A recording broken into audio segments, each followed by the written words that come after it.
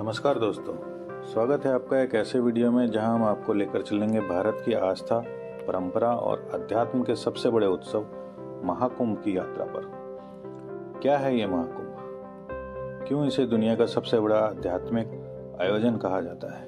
आइए जानते हैं।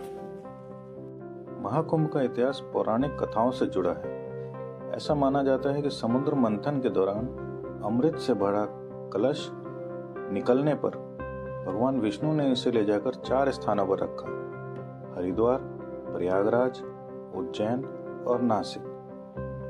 यहाँ से महाकुंभ की परंपरा शुरू हुई। कहा जाता है कि इन स्थानों पर अमृत की बूंदें गिरी और तब से स्थान पवित्र माने जाते हैं। महाकुंभ पर्व हर 12 साल में एक बार होता है, जबकि अर्धकुंभ हर 6 साल के अंतराल में आयोजित होता है।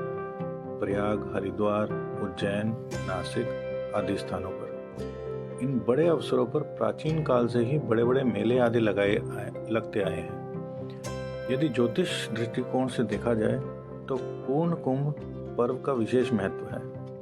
जब बृहस्पति मेष राशि में और सूर्य तथा चंद्रमा मकर राशि में होते हैं तो उस नक्षत्र योग में पूर्ण कुंभ आयोजित होता है। स्वाभाविक रूप से हर वर्ष माघ के महीने में सूर्य और चंद्रमा मकर राशि में होते हैं, लेकिन बृहस्पति का मेष राशि पर आना 12 साल में एक बार ही होता है।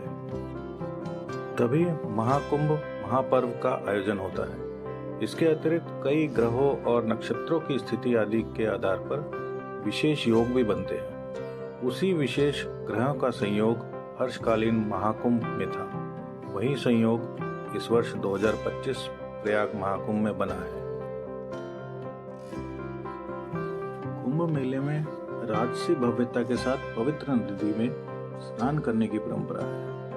यह स्नान कुंभ मेले में सबसे पवित्र दिन पर किया जाता है। शाही स्नान को अमृत स्नान भी कहते हैं। शाही स्नान वाले दिन सबसे पहले नागा साधु स्नान करते हैं और साधु संतों की भव्य जुलूस निकाला जाता है। इस दिन स्नान करने से मन की अशुद्धियां दूर होती हैं और मोक्ष की प्राप्ति होती है। इस वर्ष 2025 में स्नान की कुछ प्रमुख तिथियां इस प्रकार हैं, जैसे पौष पूर्णिमा 13 जनवरी 2025, मकर संक्रांति 14 जनवरी 2025, मौनी अमावस्या 29 जनवरी 2025, बसंत पंचमी 3 फरवरी 2025, माघ पूर्णिमा 12 फरवरी 2025 और महाशिवरात्रि 26 फरवरी 2025।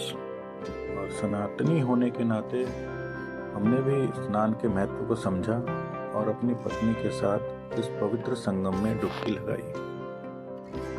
और ये जो योग लगा है ये 144 वर्षों के बाद लगा है।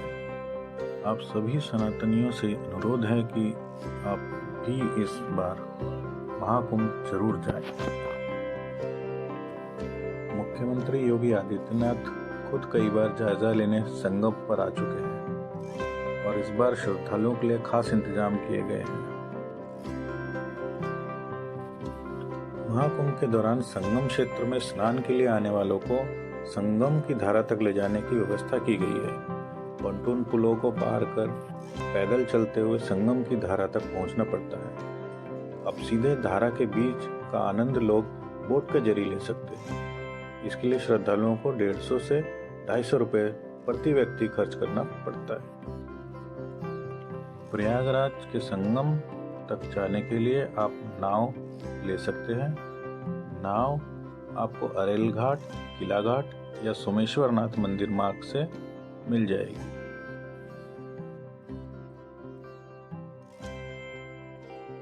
महाकुंभ में इस साल एक नया और अनोखा आकर्षण जुड़ा है: डिजिटल महाकुंभ अनुभूति केंद्र। महाकुंभ के ऐतिहासिक महत्व को डिजिटल रूप से समझाने के लिए बने इस केंद्र में प्रवेश शुल्क केवल 50 रुपये टिकट रखा गया है। यह डिजिटल सेंटर एक अद्भुत अनुभव प्रदान करता है। जिसमें लोग 5 मिनट की फिल्म के माध्यम से महाकुंभ के इतिहास की एक झलक देख सकते हैं। इसके अलावा म्यूजियम में स्थित विभिन्न आकर्षक चित्रों और प्रदर्शनियों के जरिए महाकुंभ के प्राचीन काल से लेकर आज़ादी के बाद तक के सफ़र की जानकारी मिलती है। यहाँ पर दर्शकों को महाकुंभ के आयोजन की शुरुआत, समय के साथ हुए बदलाव और इसके महत्व के बारे में भी नई डिजिटल दृष्टि मिलती है। यहाँ एक भव्य लाइट और साउंड शो जिसमें महाकुंभ की कहानी को ऑडियो और विजुअल माध्यम से दिखाया गया है। पौराणिक कथाएं, परंपराओं और वर्तमान के महाकुंभ को दर्शाने वाला ये 15 मिनट का शो है। इसे बड़े स्क्रीन पर प्रोजेक्शन मैपिंग के साथ प्रस्तुत किया गया है।